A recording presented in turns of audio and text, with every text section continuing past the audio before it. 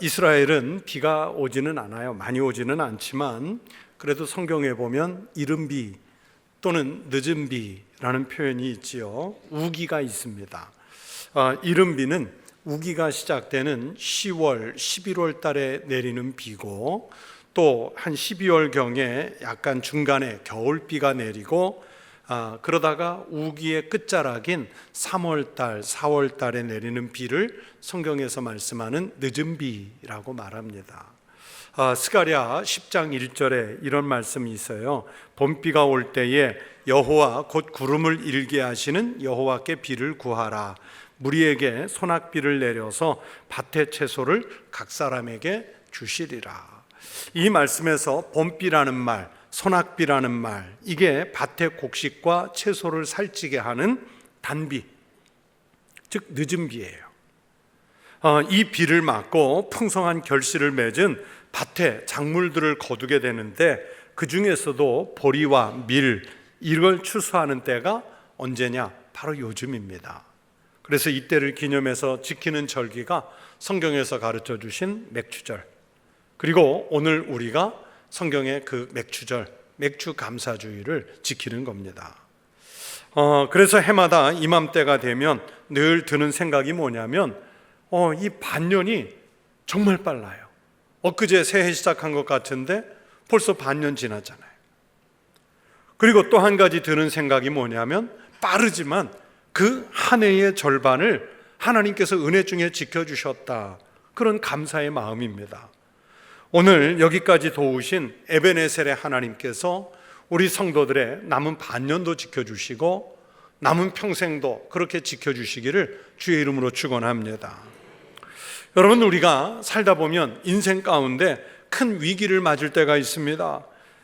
예를 들면 지난 3, 4년 동안에 우리가 겪은 것처럼 코로나와 같은 질병으로 우리가 원하지 않았던 시대가 막 어지러워져 가지고 우리가 난관을 만났어요. 요즘에 우크라이나 백성들을 보면서 개인이 아닌 이 국가적인 위기 때문에 그 국민들이 고통을 겪습니다. 여러분, 바다가 항상 잔잔한 것 아니잖아요. 하늘이 항상 맑고 푸른 것 아니지 않습니까? 그것처럼 우리 인생도 항상 평탄하지만은 않습니다. 우리 삶에도요, 예기치 않게 큰 풍랑과 파도가 엄습해 올 때가 있습니다. 때로는 큰 산을 넘어가야 할 때가 있어요. 고난이 있다는 사실은 분명 우리 기독교 신앙의 큰 도전입니다.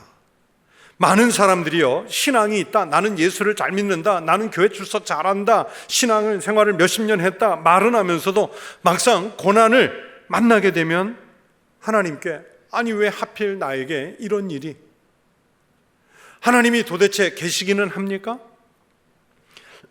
하나님은 내 기도는 듣고는 계십니까? 그러면서 불평을 하지요. 그러나 성경은 범사에 감사하라, 범사에 감사하라 말씀합니다. 우리들은 기쁘고 좋은 일을 맞을 때뿐만이 아니라 슬프고 어려운 일을 당할 때도 하나님께 감사해야 하는 것은, 하나님은요, 슬프고 힘든 일을 통해서 우리를 좌절하게 하시는 게 아니라 우리의 연약함을 깨닫게 하시고 또 우리를 기도하게 하시고 겸손하게 만드시고 우리들의 이 병든 영혼을 오히려 더 강하게 치료하시는 기회로 삼으시기 때문입니다. 위대한 역사학자 아놀드 토인비는 역사의 연구라는 책에서요, 인간의 역사는 도전에 대한 응전으로 이루어진다 말해냈는데, 고난이 그런 거예요. 고난이 다가올 때 무작정 회피하려고 해서는 안 되겠고요, 오히려 이 고난을 만났을 때 내가 이것을 어떻게든 극복해 보겠다, 믿음으로 이겨내 보겠다, 이런 자세를 취하면 고난은 고통으로 끝나는 것이 아니라 오히려 축복으로 변하는 경우가 많습니다. 신앙인은 고난 속에서 철저하게 하나님을 의지하는 법을 배우게 됩니다. 유대인은 유대인의 고난의 역사가 만들었다라는 말이 있습니다. 이게 무슨 말이냐면, 유대인들의 역사 자체가 우리가 성경에서 보시는 것처럼 고난의 역사였기 때문에 여호와를 더욱 의지했고 성경 속에서 이 고난을 이겨가는 지혜들을 배웠습니다. 그게 오늘의 유대인을 만든 거예요.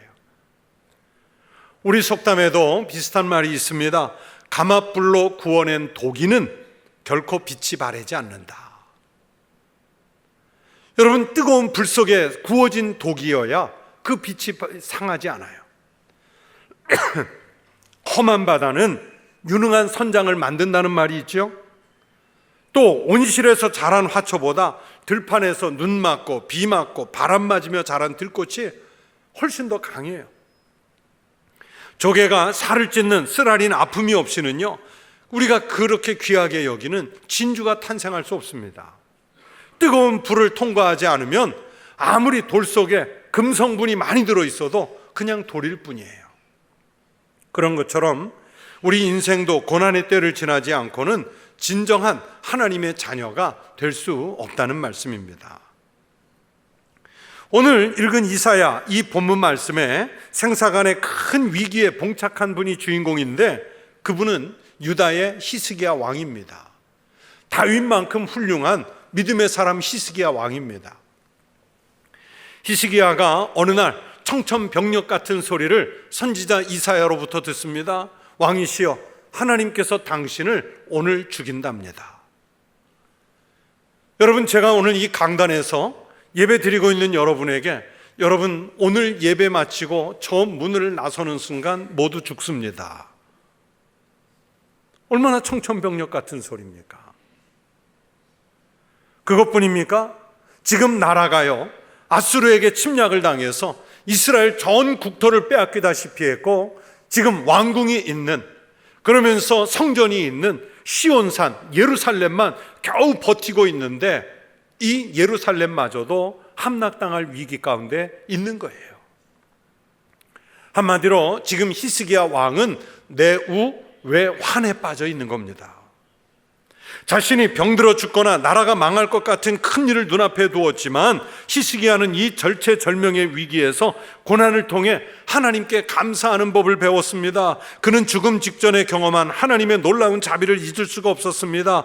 이분은 왕의 체면도 버리고 하나님 앞에 통곡하며 매달렸습니다. 그는 자기의 기도를 듣고 오직 자신을 위해 하늘의 해를 붙잡으셨던 하나님의 엄청난 은혜를 잊을 수가 없었습니다. 그래서 그는 감사의 노래를 불렀고, 그 히스기야의 감사하는 장면을 통해서 오늘날 성경을 읽는 우리가 감사의 원리를 발견하는 거예요. 오늘 본문 10절에서 히스기야가 말하고 있습니다. 나의 중년에 스올의 문에 들어가고 나의 여생을 빼앗기게 되리라 하였도다. 죽는다는 얘기죠. 히스기야는요 29살의 젊은 나이에 왕이 돼가지고 10년 동안 왕 노릇 열심히 해서 39살이 됐는데 그에게 갑작스레 죽음의 그림자가 찾아왔고 자기 인생의 가장 큰 고통의 순간을 맞이했습니다. 이 고통 앞에서 히스기야는 자기의 처지를 처절히 한탄해요. 여러분, 한탄 안 하게 생겼습니까 지금? 11절에 보면, 그래서 히스기야는 내가 다시는 3번이나 반복하며 하나님과 사람을 보지 못하고 망하게 된 것을 억울하게 생각하고 있습니다. 그리고 12절과 13절에서도 조석간에 끝내시리로다, 곧 끝난다는 얘기죠. 조석간에 끝내시리로다 2번이나 강조하며 인생의 한창 때에 죽게 된 것을 서러워하고 있습니다. 우리들은요 여기에서 히스기야의 탄식에 충분히 공감할 수 있지요. 조금 전 말씀드린 것처럼 당신 곧 죽는다는데, 당신의 나라가 곧 망한다는데 여러분 왜 이 탄식이 안 나오겠어요? 인간적인 관점에서 보면 이건 절망입니다. 절망이에요. 그러나 이 절망의 상태에서 히스기야가 왜 위대하냐면 한 가닥의 희망에다가 자기의 목숨을 걸었습니다. 본문 14절에서 그는 다시 기도하기 시작합니다. 나는 제비같이 핫같이 지적이며 비둘기같이 슬피 울며 내 눈이 쇠하도록 앙망하나이다. 여호와여, 내가 압제를 받사오니 나의 중보가 되옵소서. 하나님 앞에 충보기도 하는 거예요. 기도는요, 이렇게 우리의 망가져버린 상태를 수선할 수 있는 가장 좋은 도구입니다. 그리스도인 하나님의 백성들에게 가장 훌륭한 무기예요. 히스기야는 살아날 마지막 방법으로 여러분 뭘 택했습니까? 좋은 의사를 찾아갔습니까? 다른 나라의 원군을 청했습니까? 아니면 점성술사를 찾아갔습니까? 아니요, 하나님 앞에 기도하는 걸 택했어요. 그런데 히스기야의 기도는 지금 보통 기도가 아닙니다. 그는 얼굴을 벽으로 향한 채 사생 결단으로 기도를 드렸고, 울면서 기도했고, 울며 내 눈이 쇠하도록 앙망했다는 표현처럼 자기의 눈이 희미해지도록 지칠 때까지 기도를 한 거예요. 이 간절한 기도가 하나님을 움직인 겁니다. 드디어 하나님께서 히스기야의 기도에 반응하십니다. 본문 앞에 있는 5절 6절에 하나님이 말씀하시지요. 내가 너의 기도를 들었고 내 눈물을 보았노라. 내가 내 수 안에 15년을 더하고 너와 이 성을 아수르 왕의 손에서 건져내겠고 내가 또 이 성을 보호하리라. 하나님은요, 히스기야 왕의 생명을 건 이 기도를 들어주셨고 수명을 15년 연장시켜 주셨을 뿐만 아니라 예루살렘 성을 보호해 주시겠다는 약속까지 덤으로 주시는 거예요. 그리고 하나님은 히스기야 왕에게 한 그 약속의 신실함을 증명하시기 위해서 앞으로 나아갔던 해를 뒤로 10도나 물리는 기적을 보여주시지 않습니까? 이렇게 덤까지 주시는 하나님이신 줄로 믿습니다. 증거까지 주시는 하나님이신 줄로 믿습니다. 참으로 하나님은 그렇게 기도하는 사람 앞에서 선하고 인자하신 여호와이신 줄로 믿습니다. 히스기야는 하나님의 선하심과 인자하심을 확신하자 그의 마음속에는요, 뜨거운 감사가 불타올랐습니다. 본문 17절부터 20절 말씀은 병이 아직 낫기 전임에도 불구하고 히스기야가 하나님께 뜨거운 감사를 표현하는 말씀이에요. 그래서 이 말씀에서 우리는 히스기야의 감사 기도에서 우리가 해야 할 몇 가지 감사의 원리를 발견할 수 있습니다. 그 첫째가 뭐냐면, 감사는요, 누가 하느냐? 하나님의 은혜를 깨달은 사람이 감사하는 거예요. 하나님의 은혜를 깨달은 사람이 감사하는 거예요.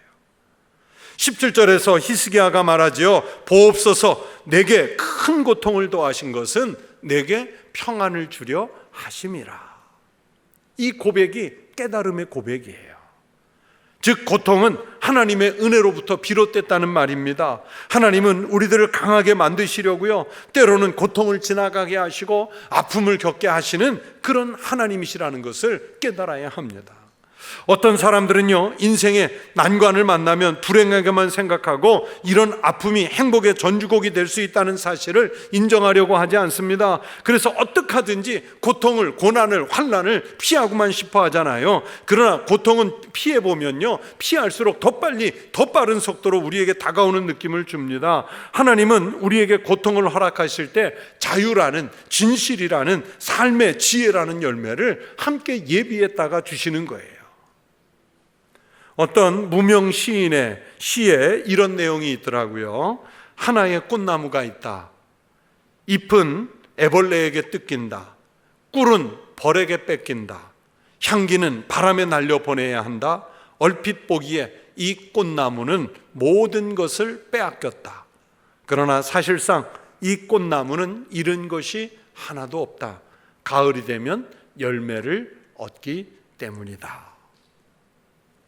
하나님은요, 히스기야 왕에게 그러신 것처럼 우리들에게 가장 선한 열매를 주시려고 하시며 그 목적을 위해서 때로는 이렇게 어려운 과정도 지나가게 하십니다. 히스기야 왕은 자기에게 닥친 이 크나큰 고통이 하나님의 선한 목적으로 비롯되었음을 깨달았기 때문에 아픔 중에도, 나라가 위기 중에도 감사부터 할 수 있었습니다. 이런 히스기야의 깨달음을 우리도 얻어야 합니다. 특별히 우리들은 자기의 현재의 모습 이대로가 하나님께서 허락하신 최선의 모습임을 생각하고 감사하시기 바랍니다. 주님의 은혜를 깨닫고 알고 감사하는 성도가 되시기를 축원합니다. 또 두 번째 원리는 뭐냐면, 감사는 오직 산 사람, 산자만이 할 수 있습니다. 18절과 19절에서 히스기야 왕이 말합니다. 스올이 주께 감사하지 못하며 사망이 주를 찬양하지 못하며 구덩이에 들어간 자가 주의 진실을 바라지 못하되 오직 산자 곧 산자는 오늘 내가 하는 것과 같이 주께 감사하며. 여러분, 죽은 자가 어떻게 감사해요? 구덩이 파고 땅에 묻힌 자가 무슨 감사를 합니까? 히스기야 왕의 이 말씀을 다른 반대의 뜻으로 표현하면요, 살아있는 것 같으나 감사를 모르는 자는 죽은 자와 같다는 뜻이에요.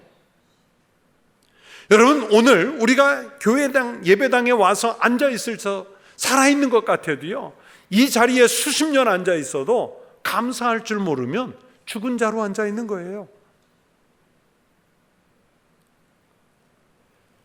우리들은 자기가 살아있다는 사실 자체만으로 하나님께 감사를 올려야 됩니다. 그래서 제가 오늘 설교 제목을 이 본문에서 따서 산자는 주님께 감사하라 이렇게 정했어요.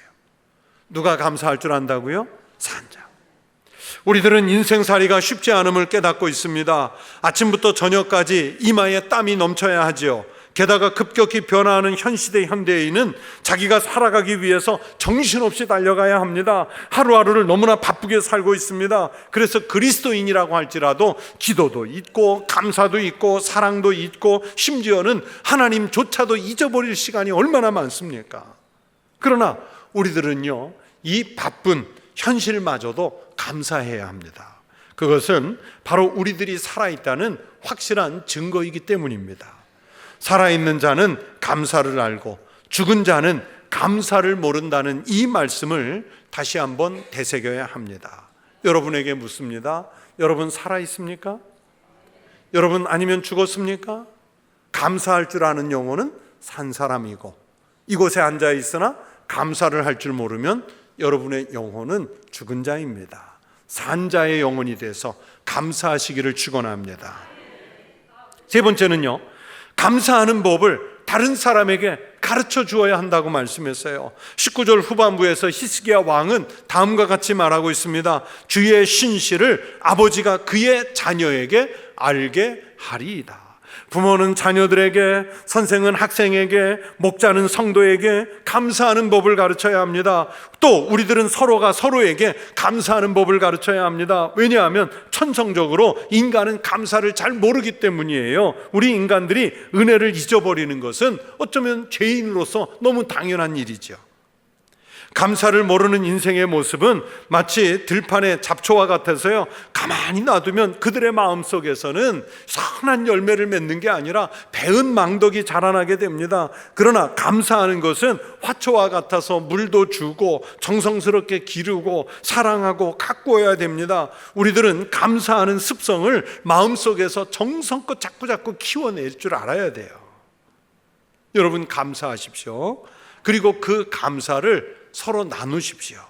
자녀들에게 감사하는 마음을 가르치십시오. 불평과 원망을 입에 달고 사는 이들에게 감사하는 삶의 모범을 보여주십시오.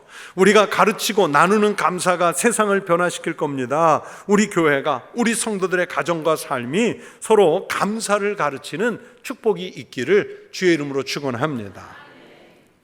마지막 네 번째는 하나님께 드리는 이 감사는 순간적인 감사가 아니라 평생의 감사, 더 나아가 영원한 감사를 드려야 됩니다. 20절에서 히스기야가 말하고 있습니다. 우리가 종신토록이라고 그랬죠. 여호와의 전에서 수금으로 나의 노래를 노래하리로다.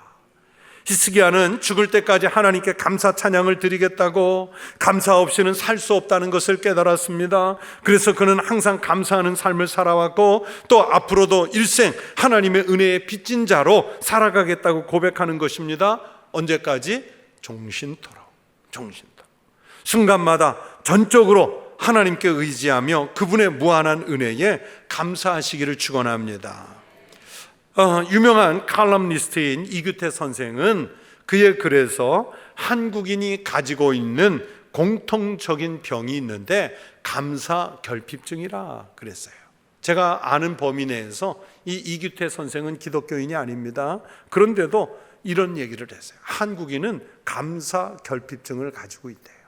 그러면서 이어서 뭐라 그러냐면 어느 가게에서 물건을 사가지고 돌아설 때 그 주인은 감사하다는 말 대신에 또 오십시오, 이기적인 인사를 하고, 아이들에게 장난감을 사주면 고맙습니다 라는 인사말 대신에 그것을 들고 뛰어나가며 신난다 하는 말만 한다는 거예요. 그러나 이분이 조사해 보니까 서양 사람들은 일상적으로 가장 많이 쓰는 용어 50개 중에 28%가 감사하다라는 말이었다는 겁니다. 제가 이 글을 읽으면서 생각해 봤어요. 내가 새 신발을 샀을 때는 감사하면서 그 새 신을 다 신을 수 있는 양쪽 발이 있다는 감사는 잊어버려요. 새 장갑을 선물 받으면 감사하면서 그 장갑을 낄 수 있는 양손을 내가 가지고 있다는 것을 잊어버릴 때가 너무 많아요. 우리가 큰 집 또는 새 집을 사서 들어가면 그것에 대해서는 기뻐하면서 그 집에 함께 들어가 살 수 있는 가족이 있다는 사실에 대한 감사는 잊어버릴 때가 얼마나 많습니까? 내가 가지고 있는 것에 감사하십시오. 내가 가지고 있는 직분, 가족, 은사, 사명, 일 등 모든 것은 주님께서 우리에게 주신 소중한 자산들인 줄로 믿습니다. 우리가 가지고 있는 것에 감사하고 다른 사람과 절대로 비교하지 마십시오. 감사거리는요, 없는 게 아니라 믿음이 없기 때문에 감사가 없는 거예요. 감사거리가 없는 것 같은 사람도 믿음이 있으면 감사는 넘치는 겁니다. 그래서 제가 감사와 관련해 말씀을 전할 때 꼭 드리는 말씀이 있지 않습니까? 좋은 교회가 어떤 교회예요? 감사가 많은 교회. 어떤 교인이 좋은 교인입니까? 하나님 앞에 감사의 고백을 달고 사는 사람. 우리 교회가 감사가 많은 교회, 우리 성도들이 감사가 많은 그리스도인 되시기를 축원합니다. 여러분, 감사거리는 그런 거예요. 없는 것 생각하지 말고, 잃어버린 것 생각하지 말고 얻은 걸 생각하세요. 건강을 잃어버렸어도요, 그것 때문에 믿음을 얻을 수 있고요, 명예를 잃어버렸지만 그것 때문에 겸손을 얻을 수 있습니다. 이미 잃어버린 것들이 있을지라도 아직 내가 가지고 있는 것이 있다는 사실을 기억하십시오. 작은 것을 가진 것처럼 보일 때 그 작은 것조차도 예수님의 눈으로 보면 우리는 너무 큰 은혜를 받고 사는 거예요. 감사가 없는 심령은요, 절대로 채울 길이 없습니다. 감사가 없는 심령들을 보시면요, 돈이 넉넉하게 있어도 불평이고요, 돈이 없으면 없다고 불평입니다. 그 심령은 관심을 기울여주면 부담된다고 불평이고요, 관심을 없이 하면은 자기가 소외됐다고 불평입니다. 우리는 감사하는 심령이 돼야 됩니다. 같은 물이라도요, 젖소가 마시면 우유가 되고 독사가 마시면 독이 된다는 말이 있습니다. 여러분, 똑같은 사건, 똑같은 상황 속에서, 똑같은 고난 속에서 감사가 없는 심령은 만족하지 못하고 불평하지만, 감사가 있는 심령은 그 와중에도 기쁨을 발견하고 감사할 줄 압니다. 그렇게 우리는 감사를 연습해야 돼요. 여러분, 환경이 나에게 감사할 수 있는 조건을 만들어주는 것이 아니라 내가 감사할 줄 알므로써 내가 사는 환경을 바꿀 수 있게 되는 겁니다. 한 번의 감사가 아니라, 히스기야 왕이 그러잖아요. 종신토록 지속적인 감사, 영원한 감사를 고백하는 성도 되시기를 축원합니다. 여러분, 오늘 우리가 성찬을 받습니다. 예수님께서 성찬을 제정하시던 때를 생각해 보세요. 지금 예수님은 십자가에 달려 돌아가시기 직전의 상황입니다. 얼마나 절망적인 상황입니까? 얼마나 아픈 순간입니까? 그런데 주님은 떡을 떼서 제자들에게 주시며 감사기도부터 하셨어요.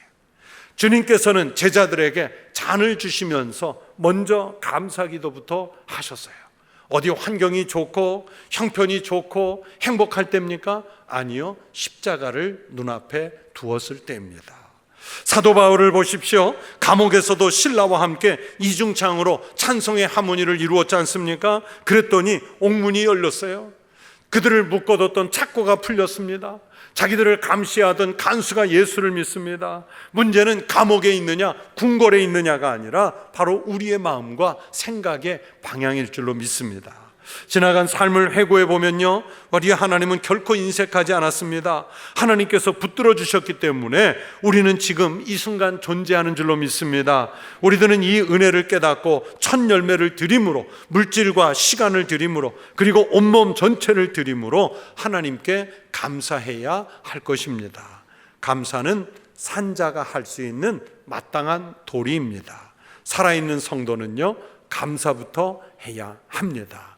오늘 여러분이 살아계시다면 감사하시고, 여러분의 가정, 여러분의 삶의 자리, 우리 교회 살리고 싶으시다면 감사하시기를 바랍니다. 이 감사가 바로 반년을 지키신 은혜에 대한 감사, 그러면서 남은 생에 종신토록 드리는 감사가 되시기를 주의 이름으로 축원합니다. 기도하겠습니다. 하나님 아버지, 감사합니다. 우리가 어떤 형편, 어떤 상황, 어떤 위기 가운데서도 하나님을 향해 감사의 노래를 부르게 하시고, 우리가 하는 감사를 자녀들과 이웃들에게 나누게 하시고, 우리의 감사가 오늘의 감사로 끝나지 말고 종신토록, 더 나아가 영원토록 드리는 감사되게 하여 주옵소서. 예수님 이름으로 기도하옵나이다. 아멘.